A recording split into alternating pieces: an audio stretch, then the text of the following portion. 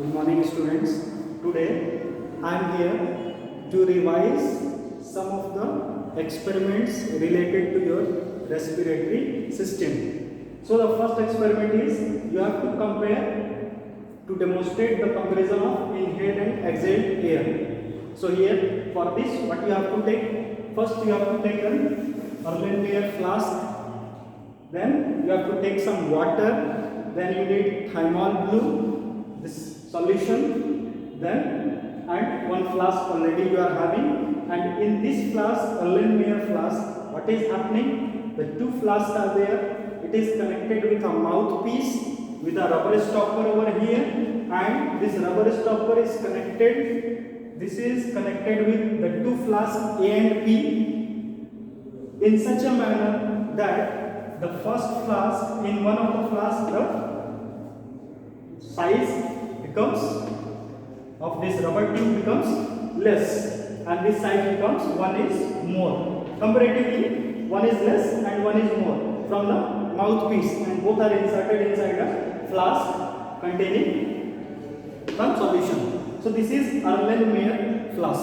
A special name is given. So here the process, now coming on to the procedure, what we have to do, you have to take water in both the conical flask and you have to add thymol blue solution. So this thymol blue solution, when you will add, the whole color becomes blue. The water color becomes blue. Now what will happen? Tell your friend to inhale and exhale the air through this mouthpiece without leaving this mouthpiece, without taking out this mouthpiece from your mouth. So what you have to do? So when your friend will inhale the air, in that case, here you will see when it is inhaled, nothing change will be there. But in case of second one, while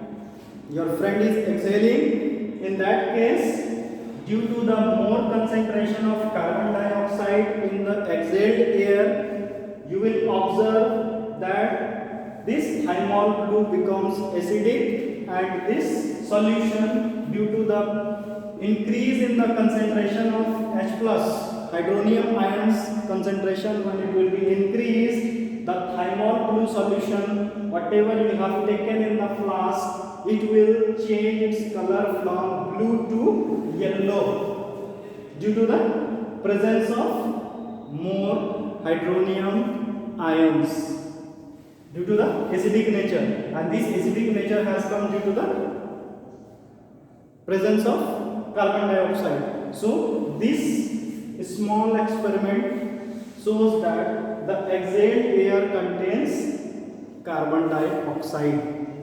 Very important demonstration.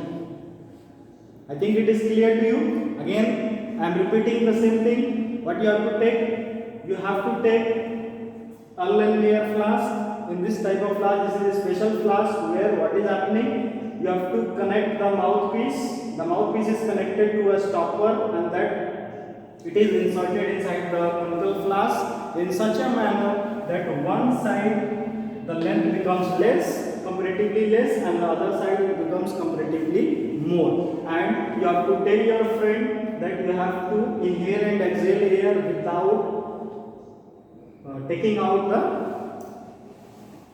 means continuously you have to inhale and exhale without taking out the mouthpiece from your mouth. So after that, you will observe that this thymol blue solution, whatever you have taken, the water plus thymol blue solution, the blue color becomes yellow due to the increase in the concentration of hydronium ions, because it has the solution has become acidic due to the presence of carbon dioxide. So this small experiment shows that CO2 is exhaled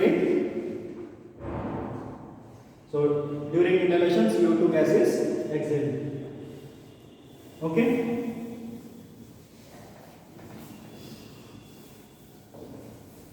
The next experiment is you have to compare between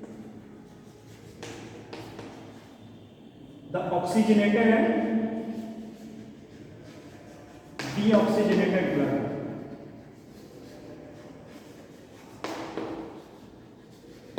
So what you have to do? You have to take two conical flasks. Again, the same thing. The two conical flasks you have to take, and then you have to attach this one to the first one with the oxygen generator, and second one with the carbon dioxide generator. Okay. So what you will see when you will put this here to the oxygen generator, that is your oxygenated blood, this blood, whatever will come here, this is becoming, after some time, it becomes brilliant red color. And the second one, whatever was containing carbon dioxide, it becomes dark color.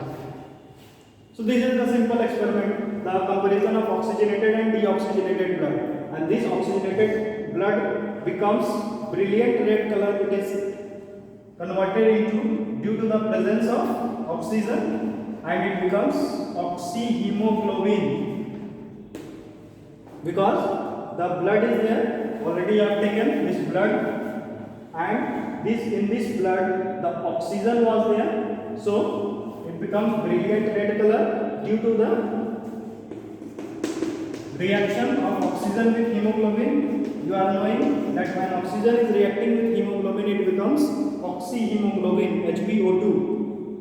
And on the contrary, if you will see, when the CO2 combines with blood, it becomes deoxycarbohemoglobin.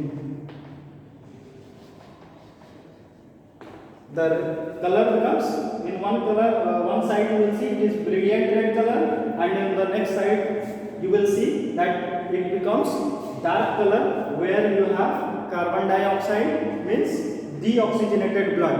But in case of oxygenated blood, you will see a brilliant red color arising in the test tube or conical flask, due to the presence of oxygen and due to the presence of oxyhemoglobin. But on the contrary, on the other side, due to the presence of deoxycarbohemoglobin, in that case, the color in the conical flask, that becomes dark.